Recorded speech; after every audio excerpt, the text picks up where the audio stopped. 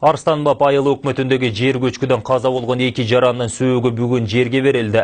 Кечке жуук Арстанбап айылында көлөмү 300 кубту түзгөн топурак сүрүлгөн. Тоо борунда таза суу түтүктөрүн оңдоп жаткан 4 кишини көчкү басып калган. Бир нече күн мурун өзгөчө кырдаалдар адистери бул аймактын кооптуулугун айтып, жергиликтүүлөргө эскертүү беришкенин айтышат. Элеттиктердин каргашалуу окуясын Азиза Пусурманкулова жеринен чагылдырат. Кече 23 апрель түштөн кийин 2 саат 5 чамасында Арстанбап айылында көлөмү 300 кубту түзгөн жер көчкү түшкөн. Ошол мүнөттөрдө дал ушул жерде 8 адам иштеп жаткан экен. Алардын 4-өсүн жер көчкү басып калган. Жергиликтүү тургундар 3 жаранды тирүү сактап калууга үлгүрүшкөн. Ал эми 1 жарандын сөөгүн 2 сааттан кийин гана табышкан. Тилекке каршы куткарылып алынган 3 адамдын бирөөсү ооруканага жетпей жан берген. Беажал өлүм тапкан жергиликтүү 2 тургундун сөөгү бүгүн кичи мекенинде жерге берилди. 27 жаштагы Диярбек Кадыржанов топурак астынан тирүү табылганы менен ооруканага жетпей үзүлгөн. Анын артында чээдей жаш балдары жаш жары калды. Ал эми жер көчкү басып калган атасы учурда бейтапканада жатат. Ооруканага кетип атып, ушу Базар Коргонго алып кетип атып, жолдо каза болду. Ошордон кайтарып келишти. Бул улгайган ата 32 жаштагы уулунун сөөгүн өз колу менен жерге жашырды. Абдыкадыр Юлдашевдин өз алдынча үй салып, бөлөк түтүн булатуу тилеги ишке ашпай калды. Маркум экинчи баласынын жарык дүйнөгө келишин эми көрө албайт.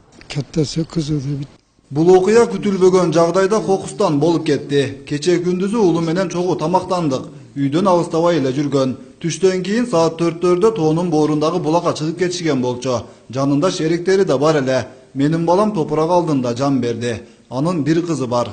Кийинки наристеси келер айда төрөлмөк. Шамбалык кылетибизден шурда.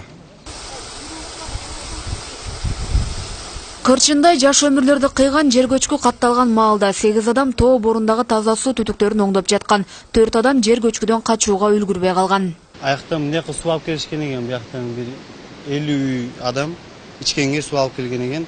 Ошо суу чыкпай калганда ремонт кылабыз деп чыккан экен аякка. Ошонун суусуну ремонт кылып коелу деп чыкканда ошондой окуя болгон да.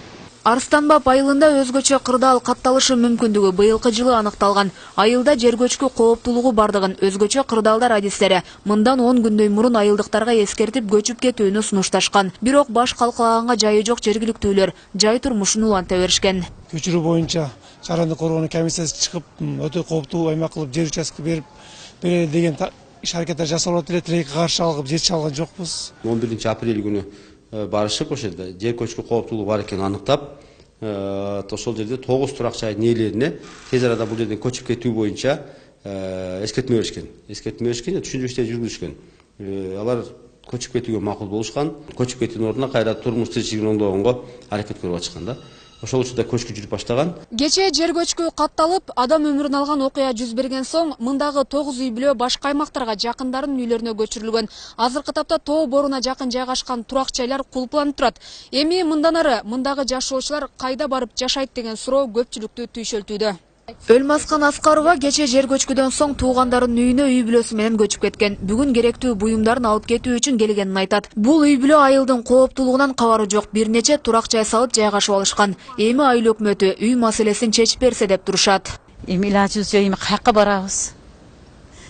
Эми азыр оны жыл кудан бар, кудамики кече нерелерим бүттүгүсүн алып чыгып койгонмун. Эми азыр кийим кечегини аламын. Кайра ошол жака чыгып кетебиз. Каза болгон 2 жарандын үй бүлөсүнө президент тарабынан 50 000 сомдон акча каражаты тапшырылды. Ал эми кооптуу аймактагы 9 үй бүлөгө башка жактан жер каралып жатыптыр.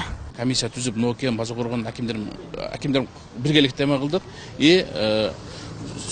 Ал эми бул жерде калабыз дегендерден ошол жагында карап атабыз да. Өтө кооптуу болуп, жашаганга мүмкүнчүлүк жок деген жерлерге биз уже списоктарды тактап коюп, азыр менде уже турат списогу. Кырсык катталган айылда 13 000 жашоочу күн кечирип келет. Кооптуу жерден көчүрүлгөн үй бүлөлөргө ушул эле айылдан же болбосо башка аймактан жер бөлүп берилиши мүмкүн. Азиза Пусурманкулова, Улукбек Боронбаев, 7 канал.